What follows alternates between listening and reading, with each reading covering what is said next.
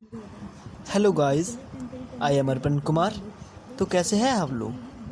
आज मैं आप लोगों को क्लास 12th का सब्जेक्ट केमिस्ट्री में फर्स्ट चैप्टर पढ़ाना स्टार्ट कर रहा हूँ। वीडियो स्टार्ट करने से पहले मैं आपको बता दूँ, यह मेरा पहला वीडियो है, सो इसकी वीडियो और ऑडियो क्वालिटी अच्छी नहीं हो सकती, इसके लिए मुझे खेद है। Don't waste time, let's come on the point. तो हमारा फर्स्ट चैप्टर है the solid state. Solid state में पहले हम सॉलिड की डेफिनेशन पढ़ते हैं। सॉलिड की डेफिनेशन क्या है? शॉर्ट फॉर्म में, solid is that state of matter in which constituted particle are bonded with strong force of attraction. Means solid जो है मैटर की वह अवस्था है जिसमें इसकी कंस्टिट्यूट पार्टिकल जो होती है वो बहुत अधिक स्ट्रॉन्ग फोर्स ऑफ अट्रैक्शन से बंधी हुई होती है, उसी को सॉलिड कहते हैं। अब इसके ये जानने के बाद हम इसके प्रॉपर्टीज़ के बारे में पढ़ लेते हैं कि क्या क्या प्रॉपर्टीज़ है इसके अंदर। पहला प्रॉपर्टीज़, इसकी शेप, साइज और वॉल्यूम डेफिनेट होती है। मीन्स यानी कि कोई ये बक्सा है तो इस बक्से की शेप, साइज, वॉल्यूम कभी चेंज नहीं हो सकती, यानी ये डेफिनेट होती है। सेकेंड, कंप्रेसिबिलिटी लो होती है, यानी कि अगर यहाँ से किसी को फोर्स लगाए, इस पर कहीं से भी चारों तरफ से कोई भी फोर्स लगाए या प्रेशर लगाए तो इसके शेप, साइज में कभी अंतर नहीं आएगा, यानी कि ये कभी दबेगा नहीं। शॉर्ट फॉर्म में दबेगा लेकिन कम दबेगा। Then third point, diffusion power इसका लो होता है। यानी कि डिफ्यूज़न का मतलब क्या होता है? यानी कि जो हायर कंसंट्रेशन से कोई वस्तु लोअर कंसंट्रेशन की ओर जाती है। बट ये जो सॉलिड स्टेट होता है यहाँ पर इसकी कंसंट्रेशन में बहुत कम का अंतर होता है, इसलिए इसकी डिफ्यूज़न पावर जो होता है बहुत कम होता है, लो होता है।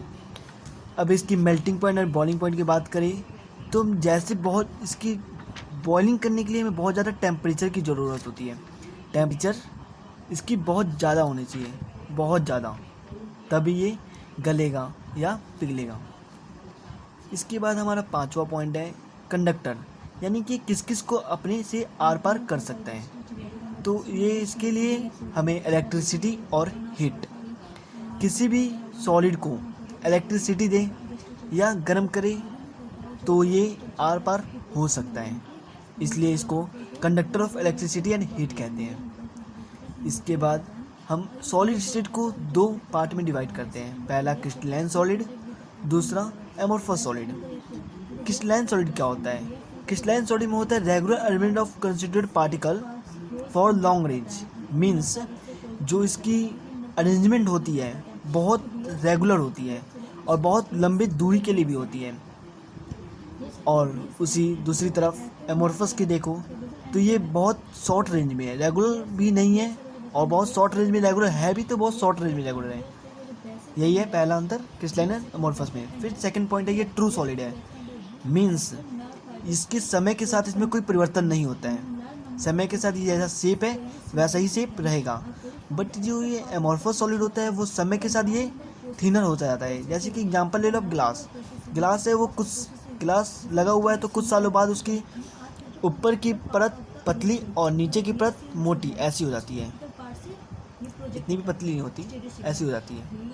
इसके बाद देखेंगे हम कि तीसरी पॉइंट इसकी मेल्टिंग पॉइंट। मेल्टिंग पॉइंट इसकी बहुत शार्प होती है, बहुत तेज़ होती है मेल्टिंग पॉइंट, यानी कि इसकी ज़्यादा मेल्टिंग पॉइंट चाहिए।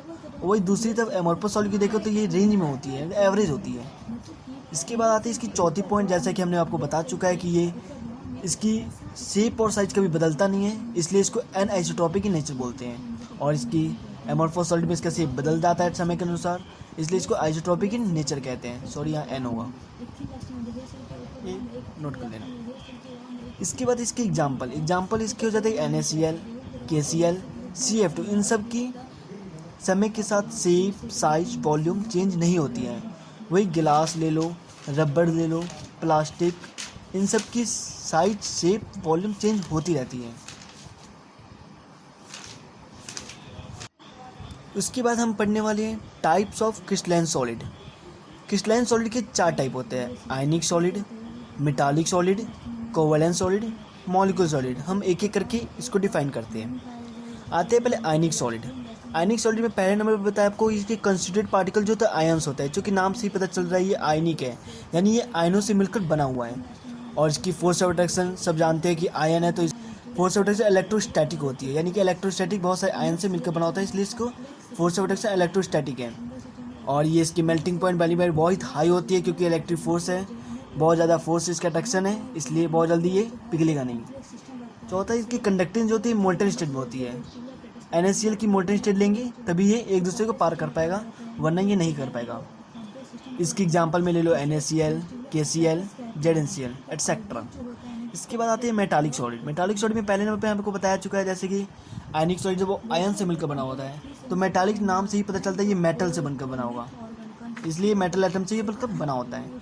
फोर्स ऑफ अट्रैक्शन हम जानते हैं ये मेटल है, तो मेटालिक बॉन्ड ही होगा। और इसकी melting point, boiling point high होती है, बट आयनिक सॉलिड से हाई नहीं होती।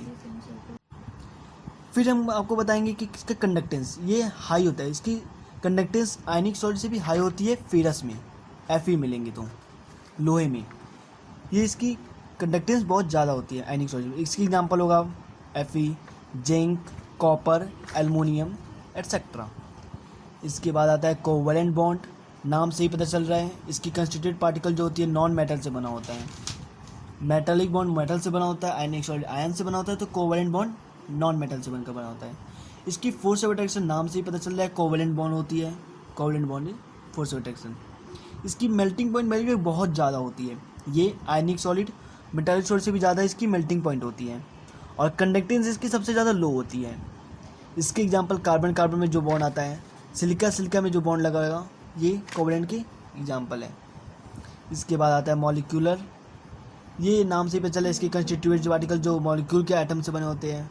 और इसकी फोर्स ऑफ अट्रैक्शन बहुत कम होती है, यानी कि ये आयनिक, मेटालिक, कोवैलेंट सबसे कम वॉन डेर वाल्स फोर्स ही होती है, जैसा कि आपने 11th में पढ़ चुका होगा। इसकी मेल्टिंग पॉइंट, बॉइलिंग पॉइंट बहुत लो होती है, क्योंकि इसकी फोर्स ऑफ अट्रैक्शन बहुत कम है, तो इसको उबलने में ज़्यादा टाइम लगेगा भी नहीं और ज़्यादा टेम्परेचर भी यूज नहीं होगा। और इसकी कंडक्टेंस भी लो होती है, बहुत ज़्यादा लो होती है। इसके एग्जांपल H2O, CO2 और I2 है।